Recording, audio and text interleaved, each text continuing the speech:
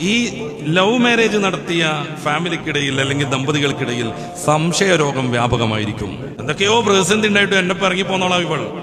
ഇതിലേറെ നല്ല സുമുഖനും സമ്പന്നനും ജോലിയുള്ള ആളും നല്ല സ്വഭാവമൊക്കെയുള്ള ഒരാളെ കണ്ടാൽ സ്വാഭാവികമായിട്ട് ഇവൾ അവനോടൊപ്പം ഇറങ്ങിപ്പോകുന്ന ഈ പുരുഷൻ എപ്പോഴും ശങ്കിച്ചുകൊണ്ടിരിക്കും. മറിച്ചും അങ്ങനെ തന്നെ ആയിരിക്കും. ഇയാൾ എന്നേക്കാൾ നല്ലൊരാളെ കണ്ടാൽ, ഒരു പെണ്ണിനെ കണ്ടാൽ ചിലപ്പോൾ അവളോടൊപ്പം കൂടുന്നുള്ള നിലക്ക് രണ്ടുപേരും അങ്ങോട്ടും ഇങ്ങോട്ടും ശങ്കയിലും ആശങ്കയിലുമാണ് ജീവിതം മുന്നോട്ട് കൊണ്ടുപോവുക. ഇനിയും കുറെ കാരണം ഡോക്ടർ മാത്യു വെല്ലൂർ പറയുന്നുണ്ട്. കുടുംബത്തിന്റെ സപ്പോർട്ട് വേണ്ടി വരും. പലപ്പോഴും ഗർഭം വന്നാൽ, പ്രസവം വന്നാൽ ഒട്ടുമിക്ക പ്രണയ കേസുകളിലും കുടുംബത്തിന്റെ സപ്പോർട്ട് കിട്ടില്ല. അതുകൊണ്ടാണ് അഭിനെ കൊന്നുകളയുന്നത്. ആ പെൺകുട്ടി ഇപ്പോഴും ആ ചെറുപ്പക്കാരന്റെ വീട്ടിൽ താമസിക്കുന്നുവെന്നാണ് എന്റെ അറിവ്. ഞാൻ ഇനി എന്റെ കുടുംബത്തിലേക്ക് പോകുന്നില്ല.